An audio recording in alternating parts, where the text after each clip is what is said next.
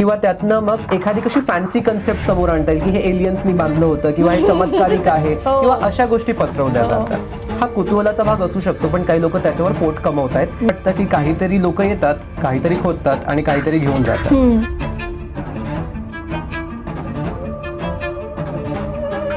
ज्याच्या बौद्ध लेणीला व्हिजिट देत असेल तर मी तिथे जात असताना असा विचार करतो की मी स्वतः एक बौद्ध अनुयायी आहे आणि 2000 वर्ष जुन्या त्या लेणीमध्ये 2000 वर्ष आधी मी चाललोय. चुकीच्या गोष्टी म्हणजे काय? तर ते आलेत, त्यांनी ते सांगितलं नाही की आपण नेमकं इथे कशासाठी आलो. त्यांनी जनजागृती केली नाही. एक डायलॉग जो असतो, संभाषण जो असतो, तो साधला नाही सामान्य व्यक्तींसोबत. सामान्य व्यक्तीला वाटेल की हे लोक येतात, आपल्या गावात काहीतरी करतात आणि परत जातात, काहीतरी भरून परत नेतात. मध्ये किंवा काही दफनांमध्ये त्यांच्यासोबत त्यांच्या घोड्याला सुद्धा दफन केलेलं आहे असं सुद्धा आपल्याला आढळतं. आता चतालहोयुक नावाची एक साईट आहे जी वेगवेगळ्या ग्रुप्सला बोलवलं. त्याच्यामध्ये जे टुरिस्ट लोक होते त्यांना बोलवलं, पिलग्रिम लोक होते त्यांना बोलवलं, ज्यांच्या भावना जुडलेल्या आहेत त्या गोष्टींसोबत त्यांना सुद्धा बोलवलं.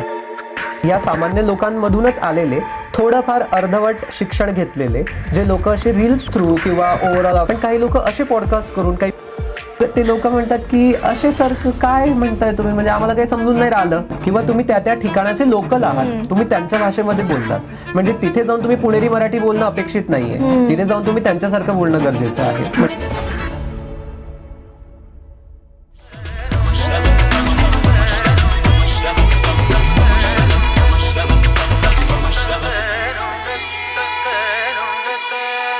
नमस्कार, कल्ट संभाषणमध्ये तुम्हा सगळ्यांचं पुन्हा एकदा स्वागत. समाज, संस्कृती आणि संभाषण ह्या त्रिवेणीचा संगम घालत असताना तो शास्त्रीय पद्धतीने अभ्यासून घालावा यासाठी आमचा प्रयत्न असतो आणि म्हणूनच ह्या पॉडकास्टचा घाट घातलाय. बाय द वे, तुम्हाला गाईड नावाचा सिनेमा आठवतोय का? ह्या सिनेमामध्ये मार्को, राजू आणि रोजी या तिघांची ही गोष्ट आहे. अर्थात लव्ह स्टोरी आहे, देवानंद आणि वहिदा रहमान यांची सुंदर केमिस्ट्री आहे. पण तुम्ही एक गोष्ट मात्र मिस आउट केली असेल.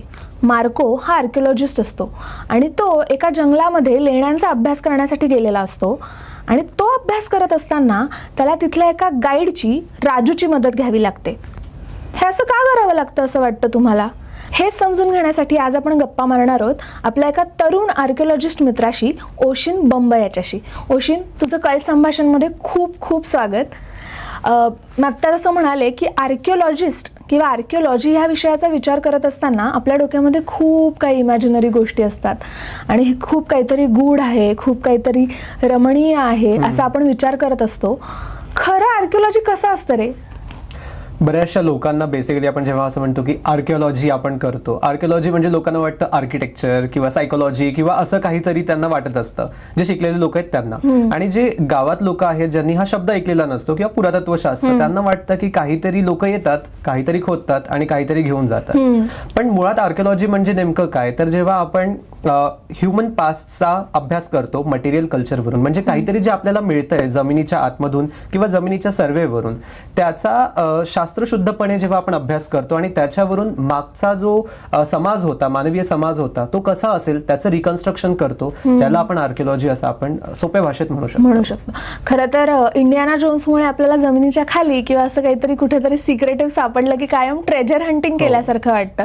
आणि कारण तो आर्किओलॉजिस्ट होता आणि तो इतका ॲडव्हेंचरस काहीतरी करायचा, त्यामुळे आर्किओलॉजीला लहान मुलं जेव्हा म्हणतात की आम्हाला आर्किओलॉजी करायचं तेव्हा त्यांच्या डोक्यात ती संकल्पना असते. पण खरं तर आर्किओलॉजीमध्ये त्याहून बरंच काहीतरी वेगळं केलं जातं. तू एक्सकव्हेशन्सला जातोस तेव्हा, तू जेव्हा तिकडे जातोस, एक्सकव्हेशनला जातोस, सर्वेला जातोस किंवा एखाद्या मॉन्युमेंटचा अभ्यास करायला जातोस, त्यावेळी तू डोक्यात काय काय गोष्टी घेऊन जातोस? तर मला असं वाटतं की जेव्हा कुठलाही अभ्यासक किंवा आपण सुद्धा जेव्हा एखाद्या मॉन्युमेंटला व्हिजिट करतो, आपण वेगवेगळ्या दृष्टीने त्याला बघायला पाहिजे. एक दृष्टी असते ती असं समजायचं की आपण तिथलेच रहिवासी आहोत आणि आपण स्वतः त्या कालखंडात घुसलो आहोत. जसं आपल्याला माहिती सगळ्यांना की डोरेमॉनकडे एक टाइम मशीन असते, तो त्या ड्रॉवरमध्ये जातो आणि एक वेगळा टाइम झोन मध्ये एंटर करतो आणि मग त्या जगाला तो तसं अनुभवतो. मला असं वाटतं की आपण सुद्धा स्वतःला तसं इमॅजिन करायला पाहिजे. फॉर एक्झाम्पल, जर मी भाज्याच्या बौद्ध लेणीला व्हिजिट देत असेल तर मी तिथे जात असताना असा विचार करतो की मी स्वतः एक बौद्ध अनुयायी आहे आणि 2000 वर्ष जुन्या त्या लेणीमध्ये 2000 वर्ष आधी मी चाललोय. म्हणजे मी इमॅजिन करताना असं इमॅजिन करेल की अवतीभोवती सगळा तो हिरवागार परिसर आहे. काही बौद्ध भिक्खू भिक्खुणी तिथे आहेत, काही उपासक आहेत, सोबतच काही व्यापारी वर्ग तिथे आलेले आहेत जे त्यांच्यासोबत इंटरॅक्ट करीत आहेत. तर अशा प्रकारचा एक हा पर्स्पेक्टिव्ह असू शकतो. दुसरा पर्स्पेक्टिव्ह आपला असू शकतो तो आर्ट अप्रिसिएटरचा. म्हणजे तिथे जे आपल्याला गोष्टी दिसत आहेत त्याचं ऍक्च्युअल महत्व काय किंवा एखाद्या माणसाला काय कळणार त्याच्यात हे आपण बघू शकतो. आणि तिसरा पर्स्पेक्टिव्ह हा आपला अनालिटिकल पर्स्पेक्टिव्ह असला पाहिजे की आपण त्याला कसं समजून घेतलं पाहिजे की त्याचं टाइम झोन हा आहे. फॉर एक्झाम्पल जर मी एखाद्या विशिष्ट कालखंडाच्या विशिष्ट वास्तूबद्दल मी बोलत आहे तर त्या वास्तूमध्ये त्या कालखंडामध्ये ती एक गोष्ट येणार नाही जी आज 21st सेंचुरीमध्ये आपण सर्रास बोलतो किंवा सर्रास वापरतोय. तर अशा प्रकारे जर आपण काल आणि जागा सापेक्ष अभ्यास केला तर या 3 पर्स्पेक्टिव्हने आपल्याला एखादी जागा संपूर्णपणे समजण्यास मदत होईल. तू म्हणालास की काल आणि जागा सापेक्ष अभ्यास करायचा आहे, पण ॲट द सेम टाइम असा एक पर्स्पेक्टिव्ह असा एक डोक्यात ठेवून जाऊ शकतो की मी 2000 वर्षांपूर्वी तिथे जाऊन काय करतो. तर ह्या दोन्ही पर्स्पेक्टिव्हच्या मध्ये एक रियालिटी असते तिथे जाताना जी आपल्याला तिथल्या लोकल गोष्टींमध्ये दिसत असते, त्या ट्रेडिशन्समध्ये दिसत असते. तर हा दुवा कसा सांधायचा किंवा तो महत्त्वाचा तरी आहे का? अगदीच. आपण जसं आपल्याला माहिती आहे की पुरातत्वामध्ये काय होतं, लोकांना फक्त असं वाटतं की पुरातत्व म्हणजे फक्त उत्खनन करणे आणि त्याच्याबद्दल माहिती लिहिणे. खोदकाम म्हणजे पुरातत्व असं बऱ्याच लोकांचा गैरसमज आहे. पण पुरातत्व म्हणजे फक्त खोदकाम करून थांबत नसतं. त्या वस्तूंचा डॉक्युमेंटेशन, त्या डॉक्युमेंटेशनवरून तो समाज कसा होता, जर असा मटका आपल्याला मिळाला असेल तर त्याचा उपयोग काय होता, इथपासूनची सुरुवात होऊन त्यांचं डाएट कसं होतं इथपर्यंत म्हणजे पूर्ण इंटरप्रिटेशन त्याच्यामध्ये आलेलं असतं. उदाहरणास्तव आपण एक बघू शकतो की बऱ्याचशा अशा इंडिजिनियस कम्युनिटीज आहेत ज्या इथल्या म्हणजे आदिवासी ज्यांना आपण तशा पद्धतीने म्हणतो. बऱ्याचशा अशा आदिवासी कम्युनिटीजमध्ये अजूनही ज्या गोंदण्याची जी पद्धत आहे, प्रत्येक गोंदणाचा एक वेगळा अर्थ असतो.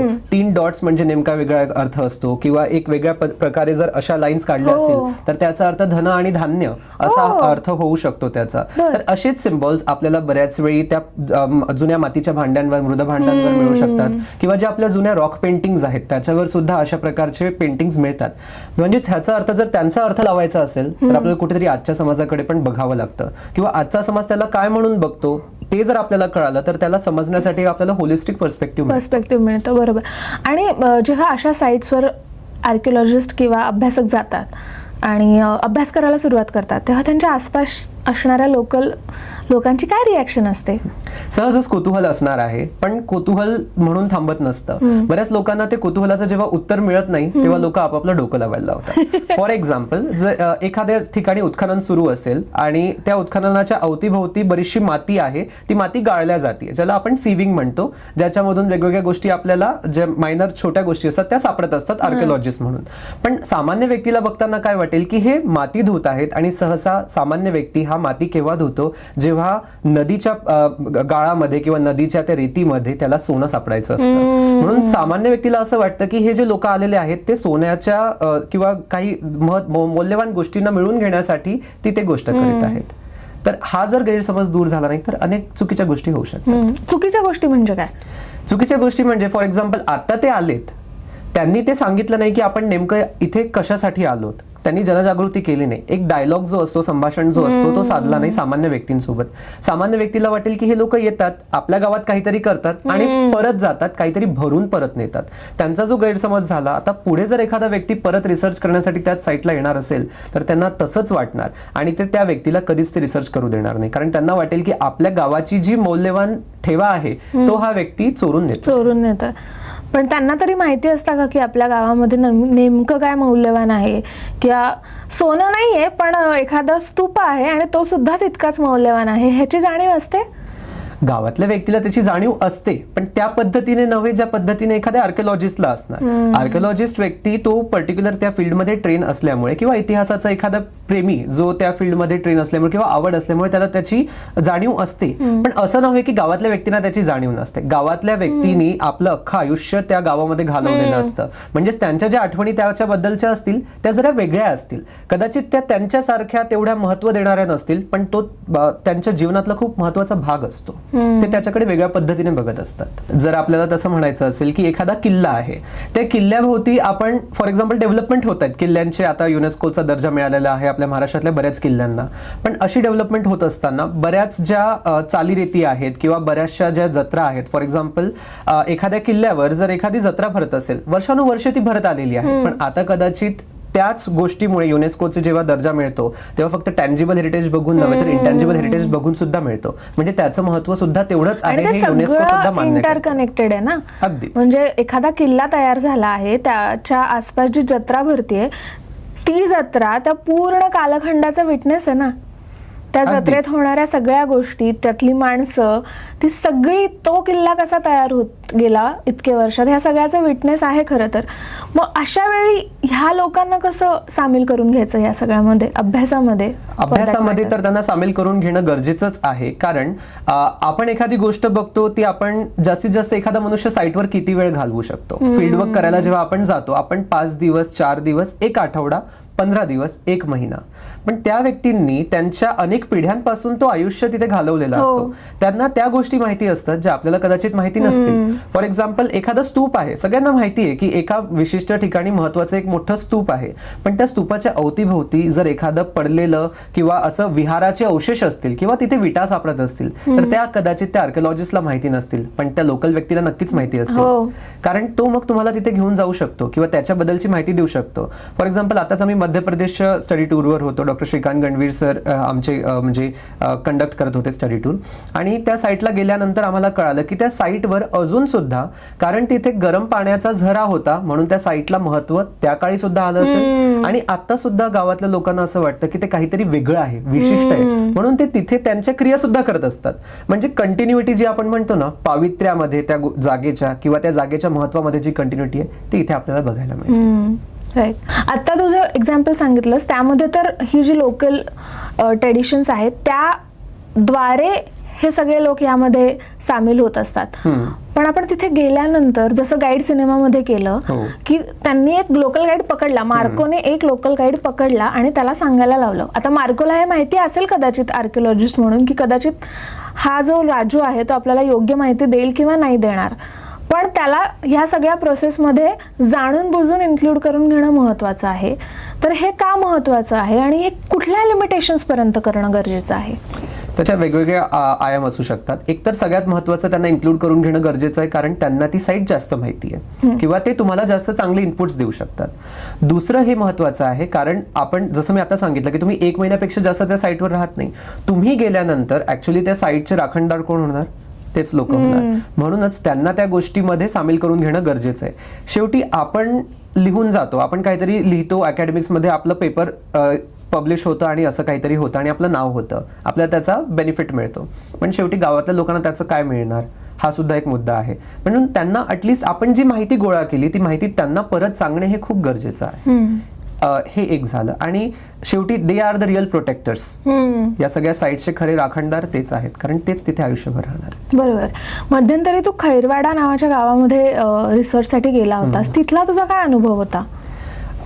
तिथला अनुभव हा होता की फॉर एक्झाम्पल जसं मी त्यांना विचारलं, मी तिथे मेगॅलिथिक कल्चरवर किंवा मेगॅलिथिक बरियल्सवर रिसर्च करण्यासाठी गेलो होतो, किंवा लोकांच्या काय आठवणी असतात त्या मेगॅलिथिक बरियल्सच्या बाबतीत, त्यांना काय वाटतं की हे काय मेगॅलिथिक बरियल्सचा काळ काय? मेगॅलिथिक बरियल्सचा काळखंड ऍक्च्युली कसा आहे की आपण जेव्हा लोहाचा उपयोग किंवा लोखंडाचा उपयोग जास्त प्रमाणावर करायला लागलो, तो कालखंड आणि हा कालखंड मॅच होतो. म्हणजे जवळपास आपण म्हणूयात की 5व-6व इसवी सनाचं शतक पूर्व, म्हणजे BCE मध्ये जे जातं तिथपासून तर आपल्याला अगदी 2ऱ्या-3ऱ्या शतकापर्यंत, 2-2.5 हजार वर्षांपूर्वीच म्हणता येईल. आजपासून तेवढा जुना हा कालखंड आहे. काही ठिकाणी याच्या डेट्स आणखीन आधी पण जाऊ शकतात, पण एक सहज अंदाज मी त्यातला दिला.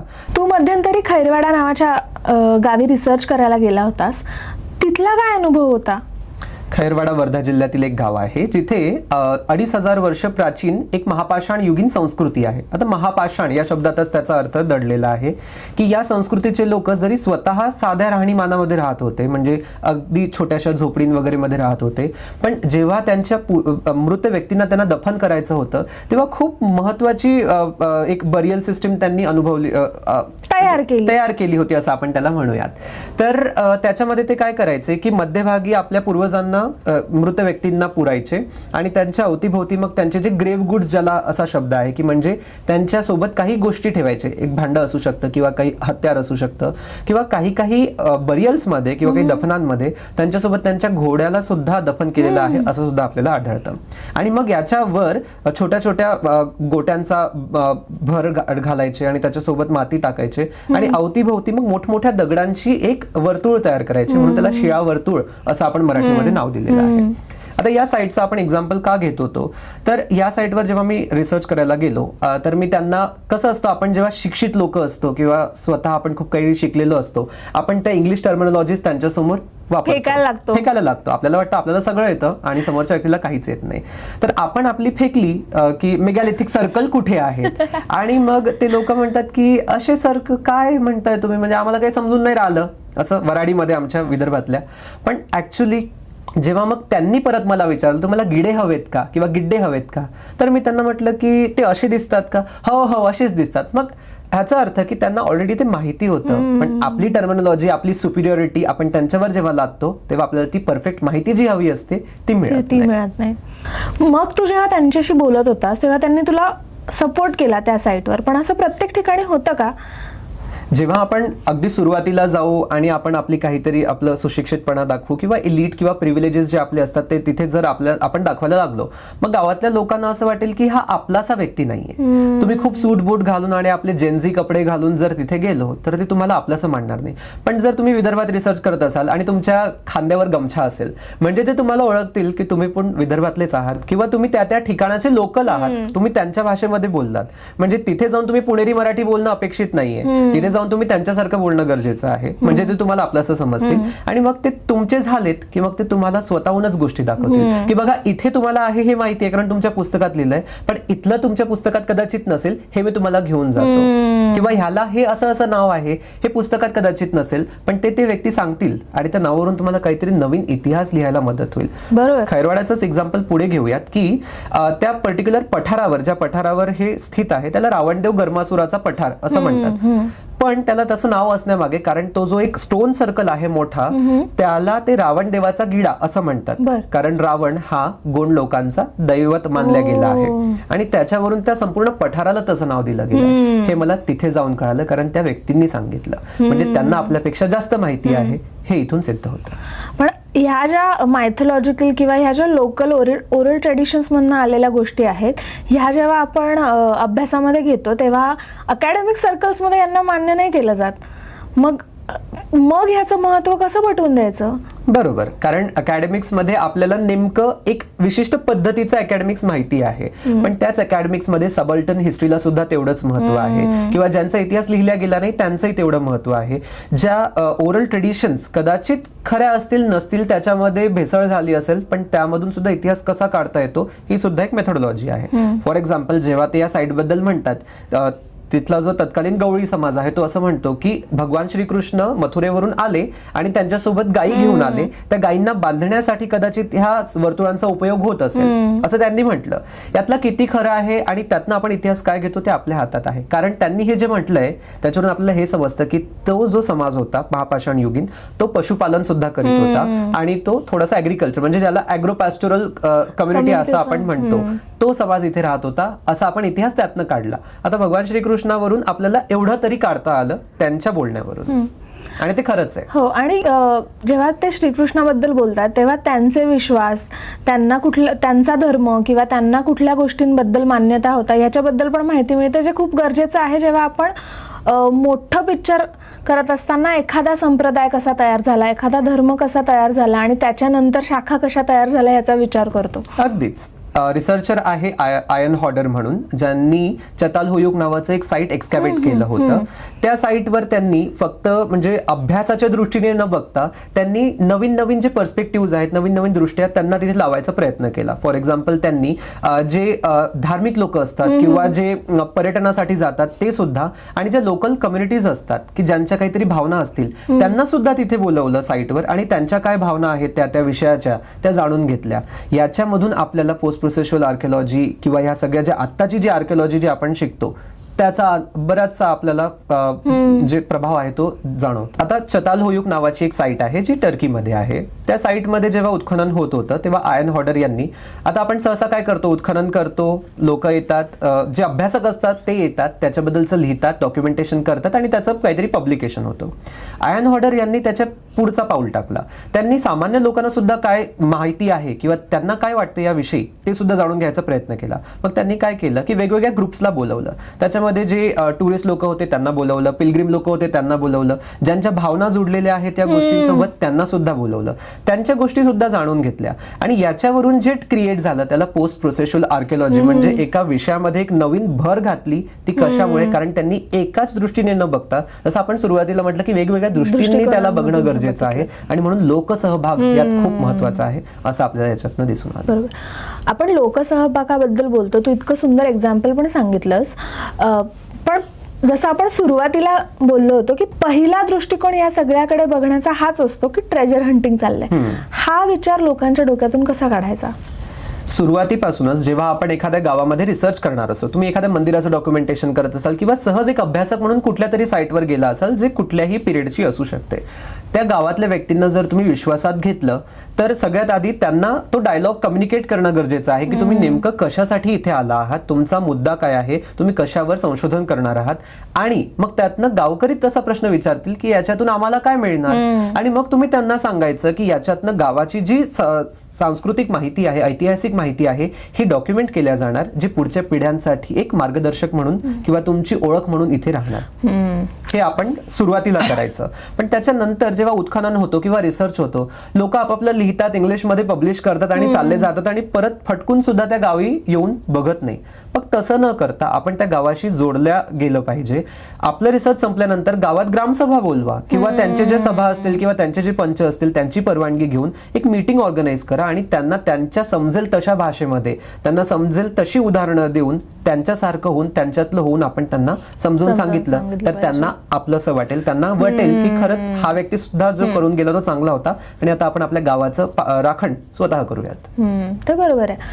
पण ओशीन, खरं तर ह्या थोड्या एथिकल गोष्टी असतात आणि एथिकल फिलिंग मधून येतात. खरी रियालिटी जेव्हा आपण बघायला जातो तेव्हा एखादा एक्सकवेटर तिथे नाही गेला, आर्किओलॉजिस्ट तिथे जाऊन आलाय परत आणि लोकांना कळलंय की अच्छा असं असं काहीतरी महत्वाचं आपल्या गावात आहे, तर बरेचदा आयदर ते जातात किंवा त्यांना माहिती असतं इथे काहीतरी आहे, ते खोदकाम त्यांचं अगदी सिस्टीम न लावता वगैरे करतात, तिथलं काहीतरी सापडतं आणि मग जाऊन ते आपल्याला बऱ्याचदा चोर बाजारांमध्ये दिसायला लागतं किंवा इलिगल मार्केट्समध्ये दिसायला लागतं. तर ह्याच्याशी कसं डील करायचं? हा खूप मोठा मुद्दा आहे. सगळ्याच ठिकाणी हे असं होतंय आणि आधीच्या काळी जे ह्या मोठ्या प्रमाणावर जे असं उत्खनन झालंय, उत्खनन न म्हणता नुसतंच खोदकाम झालंय, त्याला ट्रेजर हंटिंग आपण म्हणू शकतो. अनेक ठिकाणी अनेक स्तूपांना रिकामं केल्या गेलंय, तिथल्या ज्या अस्थि धातू होत्या त्या लंपास झालेल्या आहेत किंवा तिथल्या ज्या गोष्टी त्या काळातल्या समाजाने पुरवल्या असतील, त्यांच्या आदर आणि त्यांच्या सगळ्या रीतिरिवाजावरून ते सगळे हरवल्या गेले आहेत. त्यातनं आपला इतिहास नष्ट झाला नाही तर आपली ओळख नष्ट झाली आहे. आपल्या त्या गावातली जी एक महत्वाची ओळख होती की हा गाव याच्यासाठी प्रसिद्ध होता किंवा या गावाचं हे महत्व होतं, ते सगळं गेलेलं आहे. अनेक व्यक्तींनी तिथे कॉन्सिक्रेशन केलं असेल, प्रतिष्ठा केली असेल, त्या मूर्ती जेव्हा चोरीला जातात त्या सगळ्या व्यक्तींच्या भावना दुखावल्या जातात.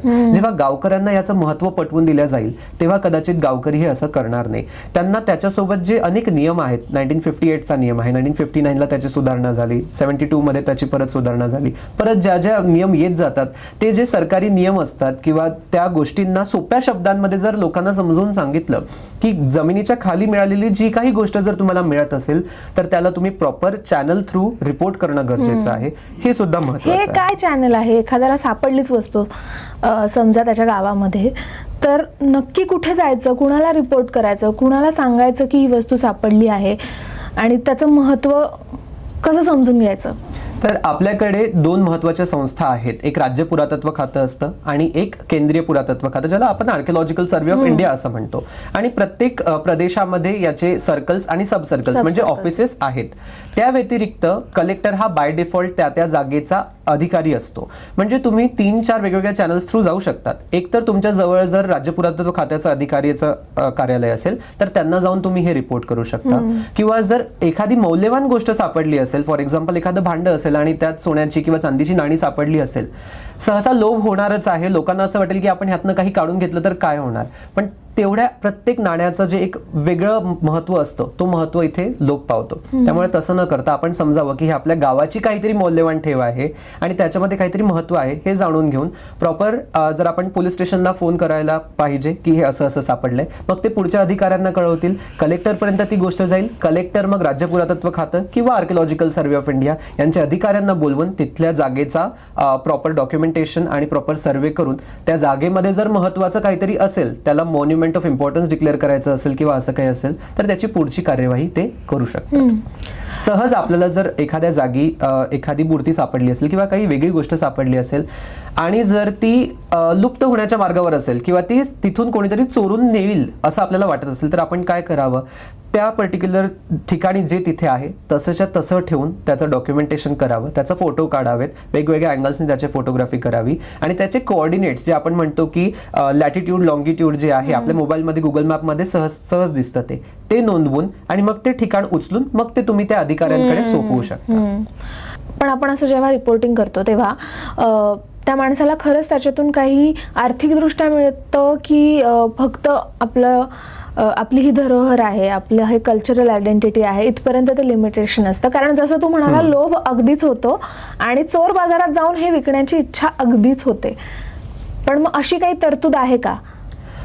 तशी तरतूद असेल किंवा नसेल, पण त्यापेक्षा आपण काहीतरी चांगलं काम करतोय हा जो चांगुलपणा आहे. आपण आयडियलिस्टिक बोलतोय, खूप आदर्श बोलतोय, पण शेवटी जोपर्यंत आपण आदर्श बोलणार नाही तोपर्यंत समाज तसा होणार नाही. त्यामुळे मला असं वाटतं की आणि त्यासोबत त्या व्यक्तीचं नाव नेहमी इतिहास जमा होतो. म्हणजे जर त्याने एखादी गोष्ट जशी सापडली असेल तशी जर रिपोर्ट केली, एकतर त्याचा फायदा काय होणार की संपूर्ण न्यूज मीडियामध्ये त्याचं नाव कव्हर होणार की या व्यक्तीला हे मिळणार, हा त्याचा पहिला फायदा झाला. दुसरा फायदा की जोपर्यंत इतिहासाच्या डॉक्युमेंट्समध्ये त्याचं या वस्तूविषयी लिहिल्या जाणार तोपर्यंत त्या व्यक्तीचं नाव राहणार की या व्यक्तीच्या शेतामध्ये किंवा या व्यक्तीमध्ये ते सापडलं. सहज आताच असं झालं होतं की यवतमाळ जिल्ह्यामध्ये कुऱ्हाड नावाचं एक ठिकाण आहे आणि त्या कुऱ्हाडमध्ये शिवारकर नावाचे एक व्यक्ती राहतात की त्यांच्या बाबांचं नाव त्या पुस्तकात लिहिलं होतं. मी माझ्या फील्डवर्कसाठी जेव्हा तिथे गेलो तर आता ती व्यक्ती तिथे नाही, त्यांचा मुलगा तिथे आहे, पण मला ते नाव माहिती असल्यामुळे परत मी त्या ठिकाणी गेलो आणि त्या आता म्हणजे त्या व्यक्तीचं नाव जोपर्यंत ती मूर्ती त्याच्या शेतांमध्ये आहे तोपर्यंत ते नाव त्यांचं तिथे राहणार, हा त्यांचा सगळ्यात मोठा फायदा आहे.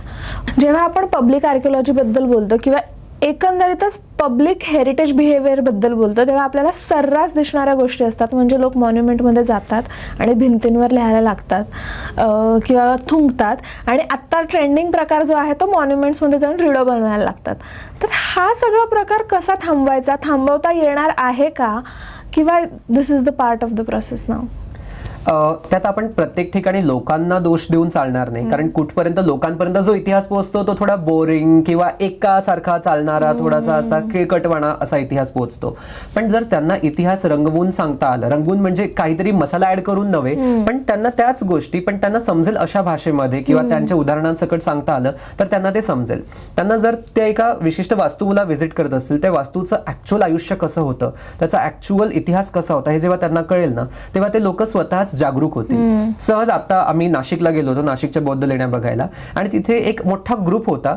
तो ग्रुप रील्स बनवत होता आणि खूप जोराजोरात डान्स करत होता, विच मीन्स की दॅट वॉज अ थ्रेट की पूर्ण वास्तूला काहीतरी हादरा बसू शकतो अशा प्रकारची गोष्ट. किंवा बेडसाच्या लेणीमध्ये एक जिम फ्रीक व्यक्ती आला आणि तो बेडसाच्या लेणीच्या दाराला लटकून पुलअप्स घेत होता. आणि पण महत्वाचं म्हणजे याच्यामध्ये जे आपले सुरक्षा रक्षक आहेत, तिथला सुरक्षा रक्षक माझा मित्र संतोष दहीभाते, त्याने त्याला रागवल्यावर असं होऊ शकतं की तो 4 मुलांना घेऊन येऊ शकतो आणि त्या सुरक्षा रक्षकाला धमकवू शकतो. पण जेव्हा एखादा व्यक्ती आपली ड्युटी चांगल्या पद्धतीने करतो तेव्हा समोरच्याला इथे कळतं की ते महत्वाचं आहे.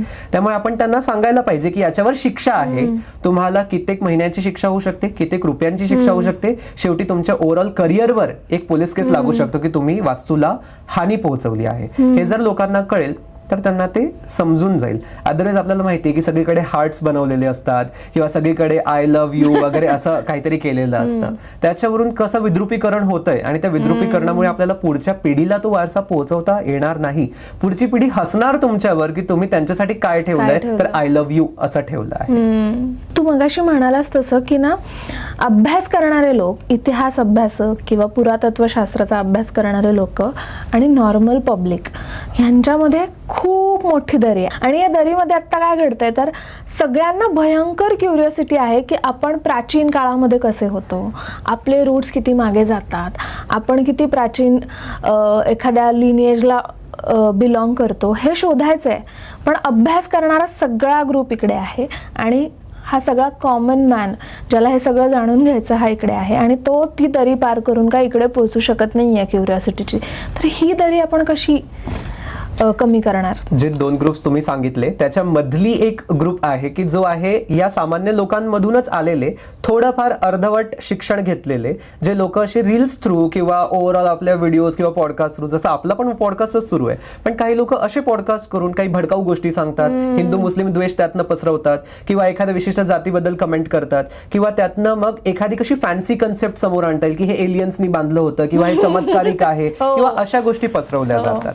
हा कुतूहलाचा भाग असू शकतो, पण काही लोक त्याच्यावर पोट कमवतायत आणि खूप प्रसिद्ध सुद्धा होत आहेत. ती एक शोकांतिका आहे. पण मग इतिहास तज्ञांनी काय करावं? इतिहास तज्ञांनी सामान्य लोकांसाठी सुद्धा लिहावं, मराठीमध्ये लिहावं, त्या लोकल लँग्वेजेस मध्ये ते जर लिहिलं तर लोकांपर्यंत ते पोहोचेल. आणि फक्त पुस्तक रूपात नव्हे, तुम्ही पॉडकास्टमध्ये इंटरव्ह्यूज द्या, तुम्ही तुमच्या रील्स टाका ज्या ऍक्च्युअल माहिती सांगतील अशा रील्स तुम्ही टाकू शकता आणि मग त्यातनं तुम्ही लोकसहभाग घेऊ शकता फॉर एक्झाम्पल. आणि लोकसहभाग किती पॉझिटिव्ह रिस्पॉन्स आणू शकतो. रोहन काळे म्हणून एक तज्ज्ञ आहेत जे आर्किटेक्ट आहेत आणि त्यांनी काय केलं, महाराष्ट्र बारो मोहीम राबवली.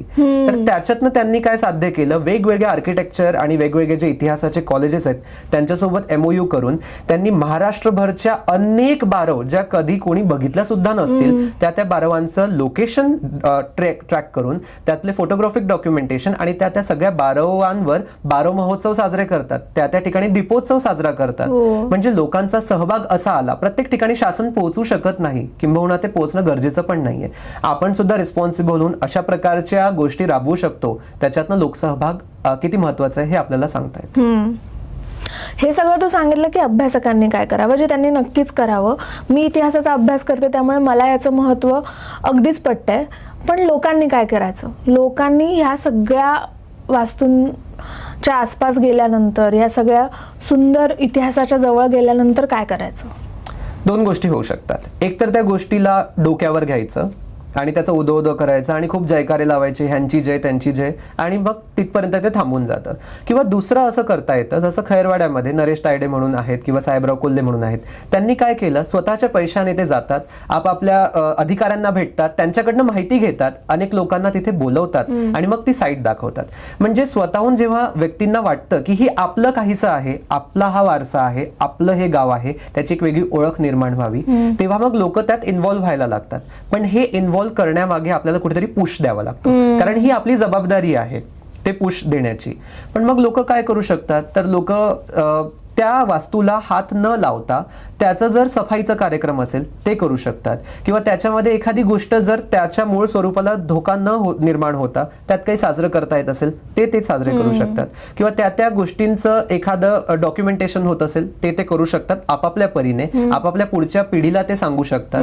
आणि त्याच्यासोबत मग अनेक बाकीचे कार्यक्रम सुद्धा ते राबवू शकतात, ज्याच्यामध्ये जनजागृती आली किंवा स्वच्छता मोहीम मी सांगितलंच आहे तुम्हाला. तर या गोष्टी सुद्धा सामान्य लोक करू शकतात. त्याचा पुढचा पाऊल म्हणजे हेरिटेज टुरिझम. प्रत्येक ठिकाणी एखादा खूप शिकलेला किंवा मास्टर्स झालेला किंवा PhD झालेला तज्ञ तिथे असणं गरजेचं नाहीये. त्या गावातल्या जर शिकलेल्या तरुणांनी काय केलं की थोडंफार बेसिक एज्युकेशन घेऊन त्या गोष्टीची माहिती करून घेतली तर टुरिझम हा सगळ्यात मोठा रोजगाराचा माध्यम होऊ शकतो. आणि त्या गावामध्ये मग जे ओव्हरऑल एक हेरिटेज टुरिझमची इकॉनॉमी आहे स्वतःची, ती जर आली तर तो गाव सुद्धा ओव्हरऑल डेव्हलप व्हायला सुरुवात होईल. म्हणजे सजगपणे हा सगळा विषय आणि ही सगळी क्युरिओसिटी रेलिव्हेंट तयार करणं, असं ह्या दृष्टीने आपण थोडासा विचार करू शकतो. अगदीच. म्हणजे वारसा हा फक्त इतिहास तज्ञांचा न राहता वारसा हा जेव्हा गावकऱ्यांचा होईल, वारसा हा जेव्हा संपूर्ण त्या एरियाचा होईल, तेव्हा काहीतरी नवीन बदल घडताना आपल्याला नक्कीच दिसतील आणि एक नवीन इतिहास घडताना आपल्याला दिसेल. अगदी बरोबर. मला वाटतंय ह्या नोटवर आपण सगळेच जरा जास्त डोळसपणे आपल्या इतिहासाकडे आणि आपल्या आसपास आत्ता जिवंत असलेल्या इतिहासाकडे बघू शकतो. थँक्यू सो मच ओशीन या पॉडकास्टवर येण्यासाठी. तुझ्यासारखे तरुण पुढे येऊन इतिहासाबद्दल इतकं भरभरून बोलतायत आणि ते बोलत असताना अतिशय शांतपणे, अतिशय अभ्यासू वृत्तीने या सगळ्याकडे बघतायत. हे बघताना खूप आनंद होतो. आणि तुझ्याशी बोलताना नेहमी मला असं वाटतं की तू जेव्हा पुढे जाऊन एक मोठा अभ्यासक होशील त्यावेळी तुझा या सगळ्याकडे बघण्याचा दृष्टिकोन किती व्यापक असू शकेल आणि त्यामुळे आम्हाला जो इतिहास कळेल तो किती इंटरेस्टिंग असू शकेल हा विचार करून मला खूप छान वाटतं. पुन्हा एकदा थँक्यू सो मच या पॉडकास्टवर येण्यासाठी आणि आपण अशा वेगवेगळ्या विषयांवर बोलतच राहूयात. नक्कीच. थँक्यू. तुम्हाला हा पॉडकास्ट आवडला असेल तर लाईक करा, भरभरून शेअर करा आणि अशीच इंटरेस्टिंग माहिती पाहण्यासाठी संभाषा फाउंडेशनच्या पेजला सबस्क्राईब करा.